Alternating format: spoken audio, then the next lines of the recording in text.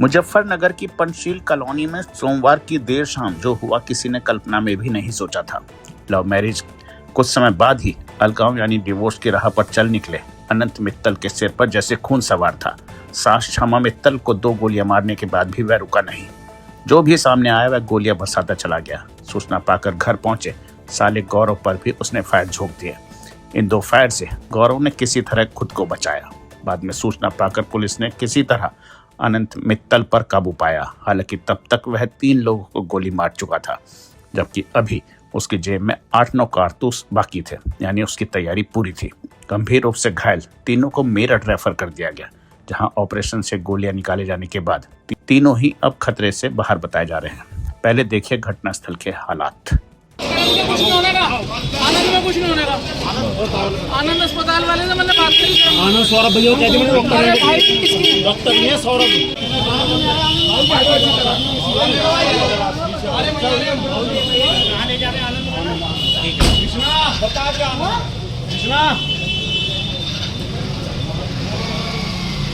आ जाओ आ जाओ।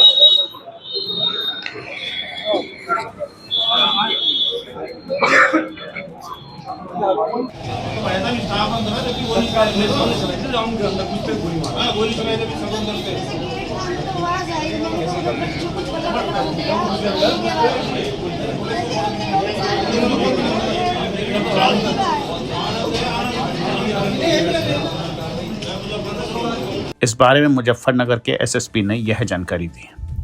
देखिए, एक आनंद मित्तल नाम के व्यक्ति हैं जो संज्ञान में आया है कि अभी आपका जो पंचशील कॉलोनी है इसमें जहाँ पर हम खड़े हैं इस समय, उनकी विवाह हुआ था करीब 2012 में, जनवरी 2012 में शादी हुई थी और पत्नी से उनका डिस्प्यूट चल रहा था। जो राधिका मित्तल है उनकी पत्नी, उनसे भी डिस्प्यूट चल रहा था।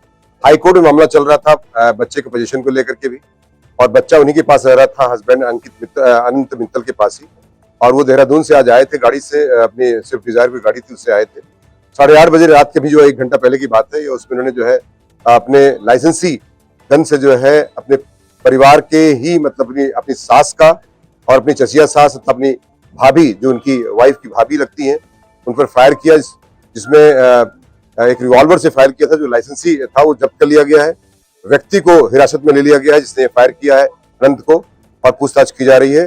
तथा जो 3 लोगों को गोली लगी थी उनको प्रथम चिकित्सा जो होती है जिला अस्पताल में करा दिया गया है, और उन लोगों को सबको तत्काल प्रभाव से मेरठ रेफर कर दिया गया है बेहतर चिकित्सा के लिए।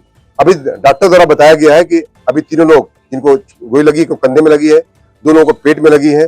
सांस थोड़ा गंभीर है। बाकी जो स्थिति है डॉक्टर की प्रथम दृष्टया जो कहने पर कि अभी बोलने चालने की स्थिति में है और अभी खतरे से बाहर की स्थिति प्रथम दृष्टया बताई गई है।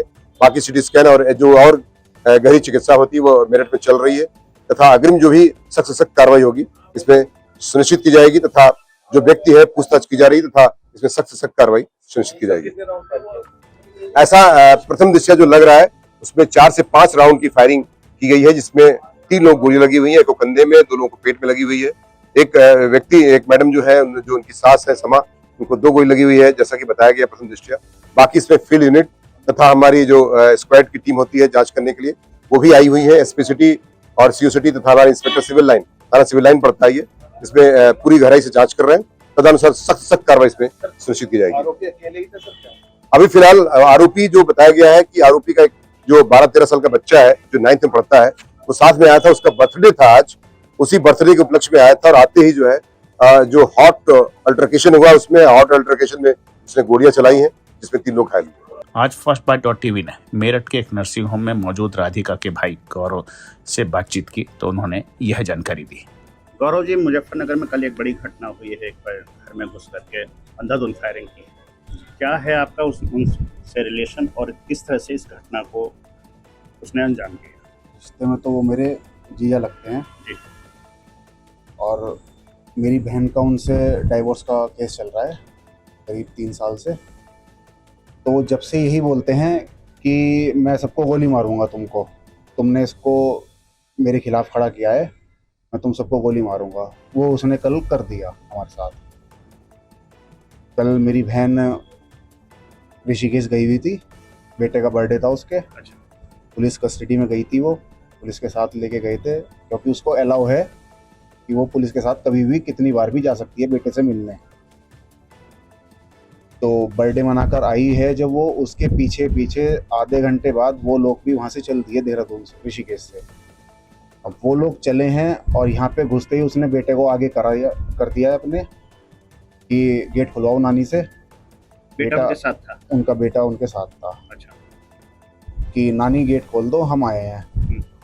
अब मम्मी ने नॉर्मली गेट खोल दिया कि वो आया देवता। तो उन्होंने घुसते के साथ ही अनंत पीछे पीछे आ गए और घर में घुसते ही राधिका को आवाज़ मारी, राधिका इधर आओ और यहाँ बैठ जाओ लॉबी में, और ये सब तुमको पनाह देते हैं, मेरे खिलाफ भड़काते हैं, आज मैं इनको सबको देखता हूँ कैसे करता हूँ। राधिका मिसेस का नाम? उनकी वाइफ का नाम राधिका है। आपकी सिस्टर? जी मेरी सिस्टर है छोटी। जी। इतना कहते ही उसने अपनी रिवॉल्वर निकाली लोडेड, मम्मी के फायर कर दिया, मम्मी के ऊपर। बच्चों में चिल्लाहट मची, रोआराट मचा। उधर से मेरी चाची का पोर्शन, चाचा का पोर्शन भी बराबर में ही है, भाग के वो लोग भी आए। उसने ना आओ देखा ना ताओ देखा, उन पे भी फायर कर दिया। उसमें मेरी चाची भी घायल हुई हैं। फिर मेरे भाई की मिसेज आई, उसने उस पे भी गोली चला दी। वो बेचारी चक्कर वक्कर खा के गिर पड़ी वहाँ पर। उसके बाद गेट, सारे पूरे घर के गेट लॉक थे। मैं आया हूँ शॉप से अपनी भाग के, मैंने गेट ऊपर चढ़ के खुलवाया। जैसे ही मैं गेट में एंट्री करी, खींच के मैंने तोड़ के गेट में एंट्री करी है। मैंने कहा भाई क्या हो गया? उसने ना कुछ नहीं, सवाल कुछ नहीं, उसने मेरे ऊपर भी फायर कर दिया। अच्छा जी। फिर मैंने उसको थोड़ा सा तेजी से बात करी, कह रहा आज सबको निपटाऊंगा। मैंने कहा भाई मेरी मम्मी अंदर पड़ी है, मैं डॉक्टर के तो ले जाऊं कम से कम। कह रहा मरने दो सबको, आज सबको मारूंगा। उसने जब ही तुरंत दूसरा फायर भी मेरे ऊपर किया है। मैंने जैसे तैसे करके अपने कमरे में घुस के जान बचाई। बाहर का लॉक ओपन करा दूसरे गेट से, पुलिस वालों को अंदर घुसाया है। पुलिस वाले भी डर रहे थे उस समय आने में। जब भी कोतवाल साहब आए हमारे, उन्होंने अपनी माउजर लोड किया, पिस्टल अपनी, वो जाके उनकी पिस्टल देख के जब वो जाके शांत हुआ है, फिर वो उनके कब्जे में, वो पुलिस वाले उनको पकड़ के लेके गए। एक रिवॉल्वर से उसने पूरी इस घटना को अंजाम दिया? जी जी। उसके पास और कारतूस भी बरामद? कारतूस भी हुए हैं, 8-9 कारतूस उनके साथ। ये लाइसेंस ही रिवॉल्वर थी? लाइसेंस ही बताई जा रही है, बट ये नहीं पता मेरे को उनकी अपनी है, उनके फादर की है। आपकी सिस्टर का विवाद कब से चल रहा है उनसे? तकरीबन 3-3.5 साल हो गए। शादी कब हुई थी? 2013 में। अभी डाइवोर्स नहीं हुआ है? अभी डाइवोर्स नहीं हुआ है। बेटा उनके साथ रहता है? बेटा उनके साथ रहता है। मारपीट करता था ये, इसके मदर फादर भी मारपीट करते थे मेरी बहन के साथ। कहाँ के रहने वाले हैं ये रहने वाले तो नई मंडी के हैं, बट अभी ये मुजफ्फरनगर के? जी मुजफ्फरनगर, नई मंडी के। बट अब ये 4-5 साल से ऋषि के और देहरादून, हरिद्वार देहरादून रोड पे नेचर विला करके एक जगह है, उसमें कोठी नंबर पहली इन्हीं की है। अभी उनके जो भी जिनको गोली लगी है उनकी तबीयत कैसी है? थोड़ी सीरियस है, आईसीयू में भर्ती हैं, अभी क्रिटिकल है। तो डॉक्टर ने ऑपरेशन हो चुके हैं कल तीनों के। डॉक्टर ने भी क्रिटिकल में ही रखा है, आईसीयू में है एडमिट। तभी जब वो शायद 2-4 दिन में डिस्चार्ज करेंगे आईसीयू से। वो आपके जीजा जी हम जो गिरफ्तार हैं? वो गिरफ्तार हैं, वो पुलिस कस्टडी में ही है कल से। तब आपकी क्या डिमांड है, मतलब क्या होना चाहिए? भाई फर्दर हमारे ऊपर कोई भी हमला ना हो, क्योंकि वो फिर भी धमकी दे के गया है और बार बार देता जा रहा है कि मैं सबको गोली मारूंगा। ये तो भगवान का बहुत शुक्र रहा कि बच्चों को कुछ नहीं हुआ।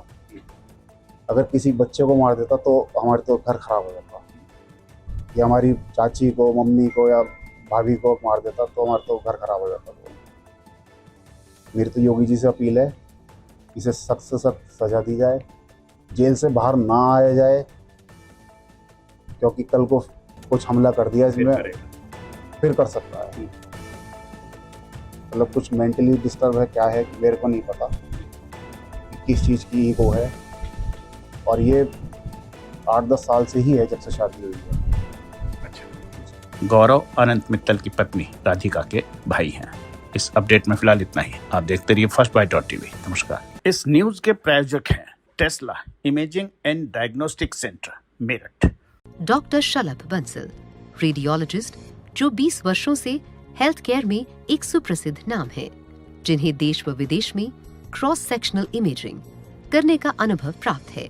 और अपनी इसी अनुभव और एक्सपर्टीज के साथ डॉक्टर बंसल लेकर आए हैं एक state of the art diagnostic centre. बड़ों को मशीनों द्वारा उत्पन्न अत्यधिक शोर से होने वाली दिक्कतों जैसे क्लॉस्ट्रोफोबिया व एंजाइटी को ध्यान में रखते हुए हमने एक hi tech audio visual MRI system लगाया है। Tesla imaging and diagnostic centre